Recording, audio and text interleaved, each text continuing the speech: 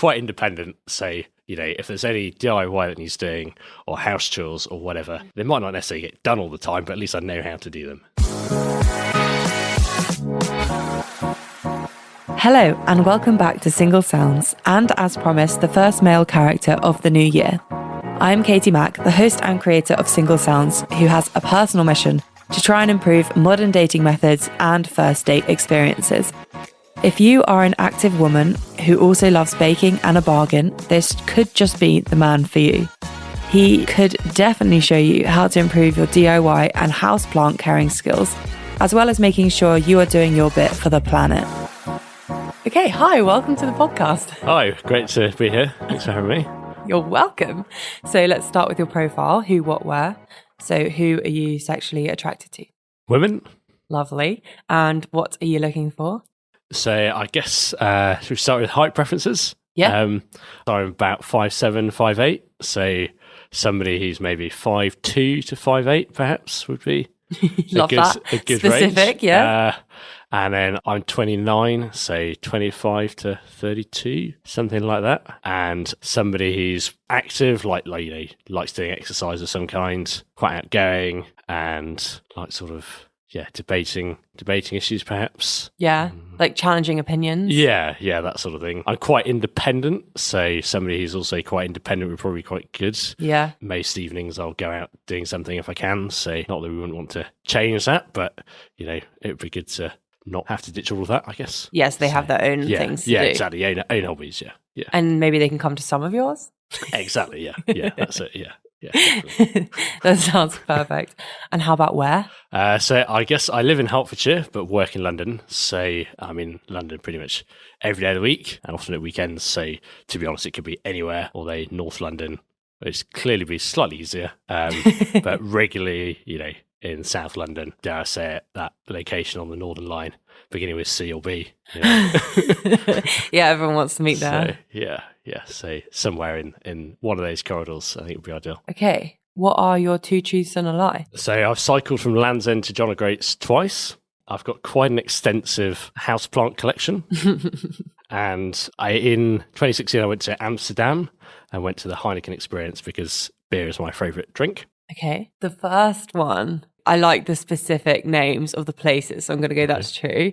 The houseplants one was actually quite generic. That could be a lie. Okay. Extensive. It depends what we're thinking is extensive. Yeah. And then beer being your favourite drink. I mean, that's quite classic. Why not? I'm going to go beer's the lie. That's correct. Yeah. So the event of going to Amsterdam and the Heineken place was true, but the actual liking of beer less true. Port is my favourite drink. Port. Quite often also drink red wine as well. So yeah, port and red wine. Love My it. favourite drinks. I've actually just discovered I like port as well. So good choice. Do you have a collection? Collection of port. Yeah. Yeah. There's currently 5 bottles at home. Because they can get really expensive, can't they? There's a nice, I think the last bottle I bought was maybe £80. Wow, yeah. So that's a nice 30-year tourney. Will come out for my 30th birthday next year. I love that. So looking forward to opening that. Are you definitely going to crack it open? Well, I think so, yeah. Yeah.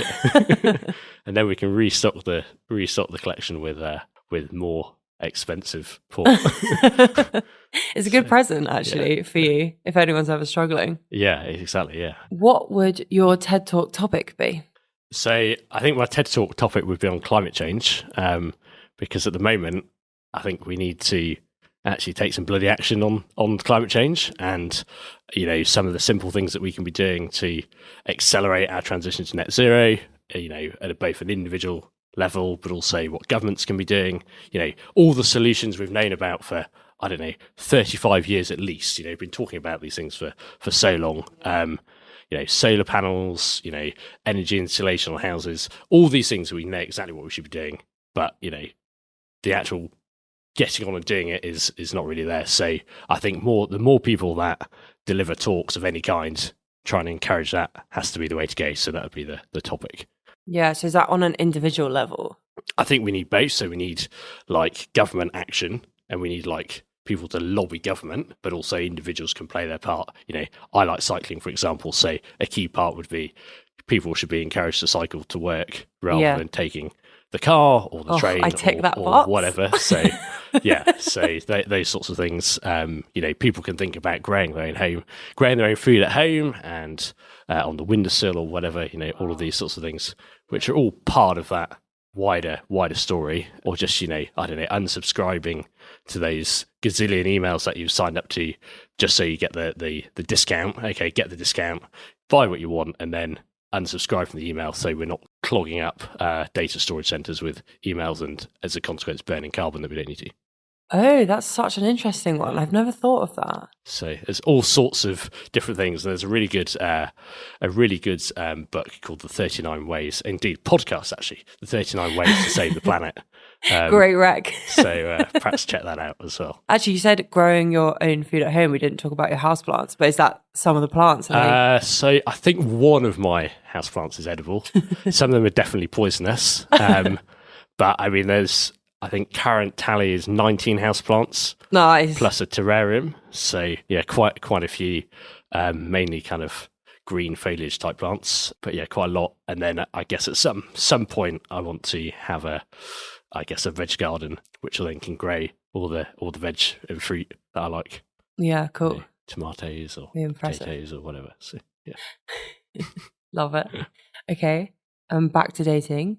What is your most comical dating story? The story I think I get the most stick for, at least, is because at university I signed up to a rank blind date. And one of the questions was, what is your dream date? And I think as a bit of a joke, I decided I'd put down, get the girl to pay. Which, in the end, she did indeed pay for the date, partly because that's what I put on the form, but partly because I think we'd have had a massive domestic had I continued to insist on paying. Oh, really? Which, she fought back hard. So, yes, she fought back. So I think that's probably the funniest story, because I think that people found out that actually happened and then gave me loads of stick for it. So it's quite entertaining. But whatever vibe suits, I'm happy to pay, but also happy to split the bill. Yeah, if that's what's going on. So you just put that on the form as a bit of a joke, and did she see your whole form? Oh yeah. She knew what she was letting herself in for. So she was like, she probably got the humour though. So I was like, I'm paying because that's what you wanted. So type thing. But I was like, no, we can't allow this to happen. Oh, I see. So you backtracked on your form. Yeah. So but I'm guessing you didn't see her again. Actually, we saw each other a few times. Oh, nice. Actually, a couple of days later, which happened to be Valentine's Day at the time. I remember that. And then it's always an awkward one. Yeah, and then I think we perhaps didn't see each other for a couple of weeks, and then there's only maybe 4 or 5 dates of some kind, a little bike ride. I know she made a cake, I think, at one point, that sort of thing. So yeah, I'd say that's pretty successful for a blind date. Yeah, it was pretty good. And then she decided she was going to Germany for a year. So less. Oh, it's not your fault either. But, yeah. I think it was all round good experience. Yeah, I'd take that as a win. Yeah. Especially from a blind date, you could get anyone. Hey, absolutely, yeah. Well, because the following year I entered it, and somebody who I live with was like, hey, they're not interested in dating, so don't bother going on it. Oh. And they knew that the person that you got wasn't interested. Yeah. So we didn't bother. Oh, you didn't bother. Up. But, yeah. So that was an instant fail. But less successful. Yeah. You know the best spot in London for what? So I'm a big chocolate fan. So I can't say it's necessarily the best spot because best would imply I've been everywhere. But I try to get around all the good places that sell chocolate, particularly chocolate brownies. They're one of my favourite things. Nice. So I think I went to a place in Covent Garden the other week with where you get the really nice melted chocolate. So that was really good. And then one of my favourite Indian restaurants serve a fantastic chocolate brownie for dessert. So I think I know the one. I've been there a couple of times. Is it Mowgli? It might be, yeah. I've had it too. I recommend it to everyone. Definitely the best, I think. And whenever I'm going cycling, it's always, if there's a brownie on the menu, probably 8 times out of 10 it'll get picked for my cycle snack. Oh, nice. Like mid-route? Yeah. And then we'll love that. And then get added to my mental rank of whether it was a good brownie or not, and whether we should go back. Cute. So if you date someone, they could meet you at the brownie shop? If they don't want to cycle? Yeah, definitely. Yeah. Well, yeah. Definitely. Okay. And what is your moan of the moment? I think my moan of the moment is so last week we had obviously a load of snow, didn't we? And the pavements were not gritted. So where the road was, so you ended up like trying to walk down these pavements, which are basically like sheet ice. Yeah. And not actually, had to go really slowly as a consequence when all these cars were whizzing by, and we're supposed to be trying to encourage people to walk and cycle. It's just like practically impossible. So I think that's probably my current main. Like the council just basically did bugger all. You go away for 3 days and still nothing has changed when you come back.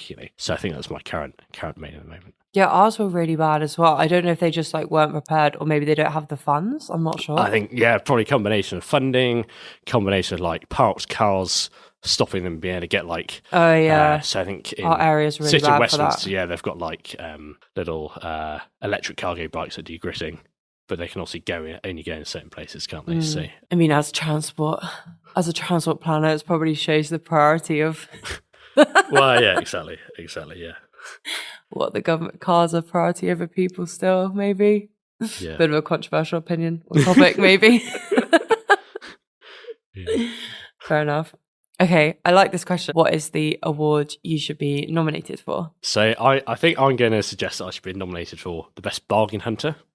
Because that's a good quality to have. I absolutely love going into the Co-op, my local supermarket, particularly and looking for those yellow label products. Oh yeah, fair. Because I was going to say Co-op's not like it's quite expensive at times. Yeah. So your £3.50 ready meal down to 65p or whatever is the absolute dream. That is the dream. You know exactly what time to go along. You go along there, and then of course at the moment I still got a student discount, so it's a win-win situation.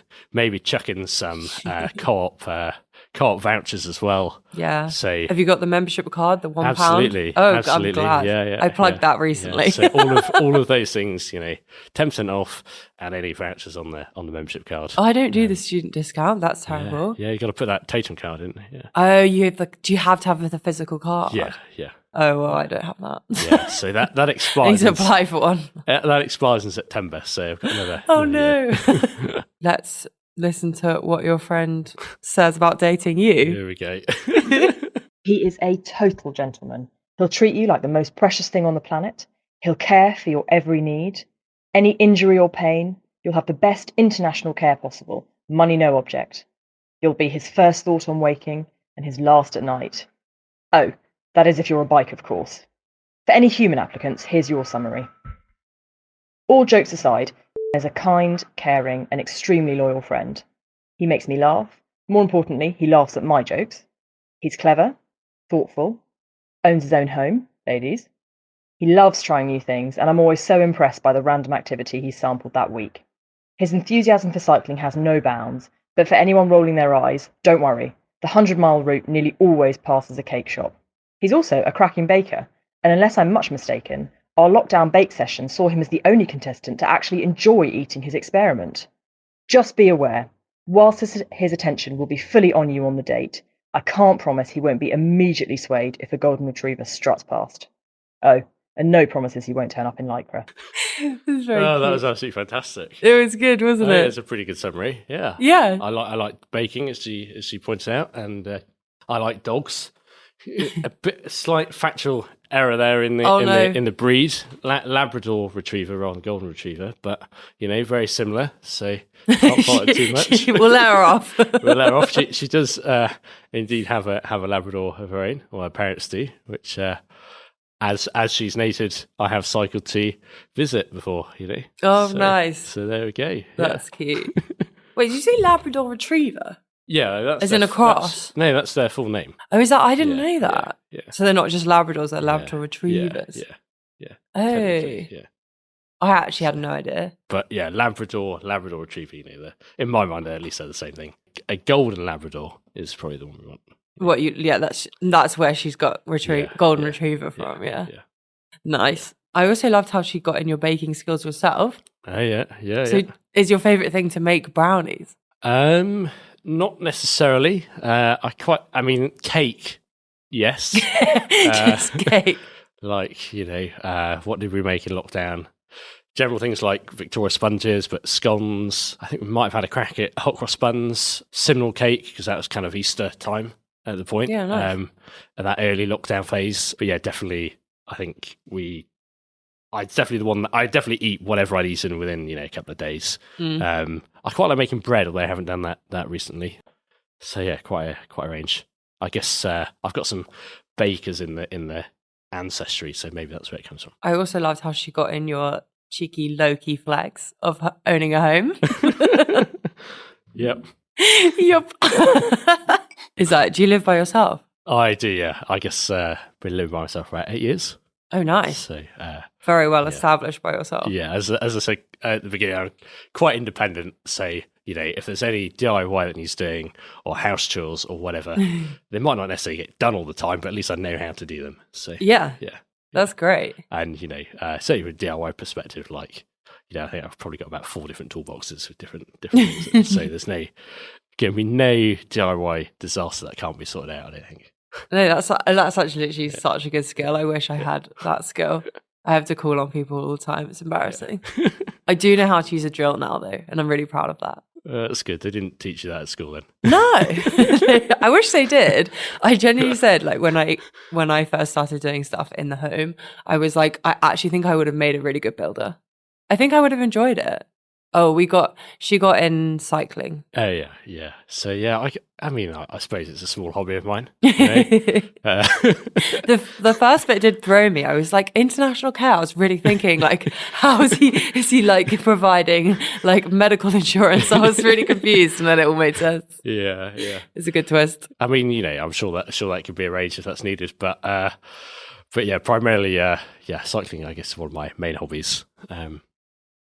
At least when I'm not injured, which is perhaps a friend of the injury I had earlier in the year, where I broke my thumb. I also got sent into a hedgerow. So that was fun. Nice. Oh dear. But other than that, will be out cycling most weekends. Looking to, I guess, diversify into triathlon. Oh, cool. So anyone who wants to show some running tips would be welcome. Because that's a particular weakness, I think, at the moment. I mean, I could relate. Running's hard. Okay, this or that round. How decisive are we? I can be pretty decisive, yeah. Yeah, I'm getting that vibe. I'm getting like confident, can make your own mind up. Yeah. You've been very succinct with your answers, which I definitely don't. I love. Yeah, I don't really like faffing, so yeah, it's good. I really appreciate a non-faffer. Okay.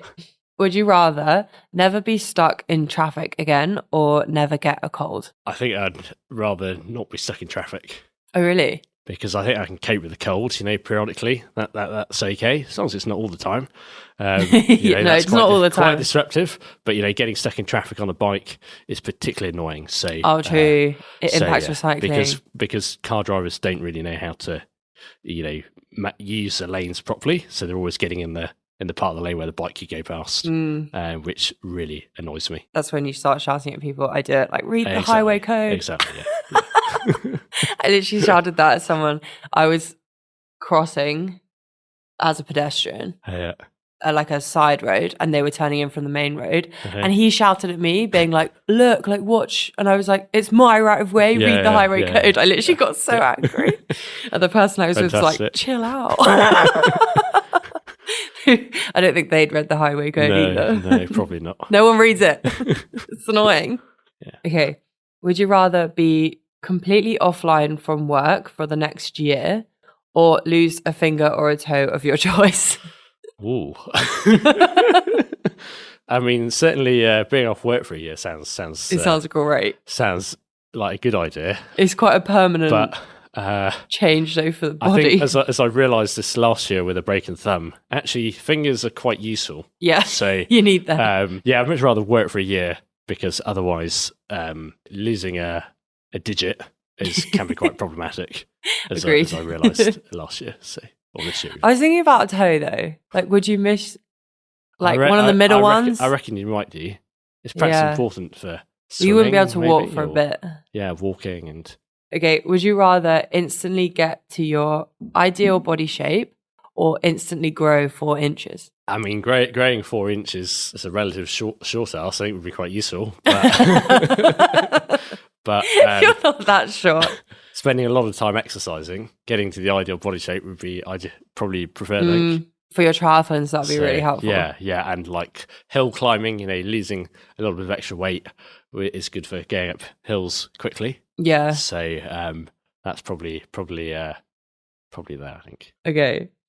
Would you rather have a non-venomous spider infestation or a mouse infestation in your house? I mean, I guess to some degree it depends what we're calling by infestation. I've had mice in my house before. We managed to get rid of them, so I'd probably prefer to have the mice rather than the others. So yeah, spiders. Yeah, spiders. Okay. Would you rather cheat at a game and win, or lose, but you gave it your best shot? I think we'd have to do the honourable thing and lose. Yeah, because I think ultimately you'll get found out if you cheat on something, wouldn't you? So probably, and probably wouldn't put you in good stead for round 2 of the game. Oh, I like that. Yeah, you haven't learned anything, whereas the first time you've learned. Yeah. So if you got found out that you cheated in the first round of whatever game you're playing, then maybe your opponents will be more likely to try and screw you over in the second round. I know if you're playing Monopoly or whatever, there's quite a lot of strategizing in those sort of games, aren't there? Yeah. So if you've got time for a second game, you might one might want to try and fight back. No, it's a good point. I do like winning, but I don't like winning if you've got to win on fair terms. Yeah. It doesn't feel the same if you know you've cheated and then you win. Yeah, I like winning, but only when I know I've done it properly. Yeah. Okay, final one. Would you rather stay in one of those sensory deprivation tanks for a day, or in a room designed for overstimulation for a day? Basically, would you rather be really understimulated or really overstimulated? And I guess, the room with overstimulation design would just be like chaos everywhere. I feel like I could probably cope with that better. The chaos? Yeah. I feel like I'd get bored in the first situation. So chaos would help to alleviate said boredom and provide lots of things to do. Yeah, I mean, it would definitely be more of a memorable day, I think. Yeah. Even if the chaos was a bit uncomfortable. Yeah, definitely. You'd probably still learn more as well, maybe.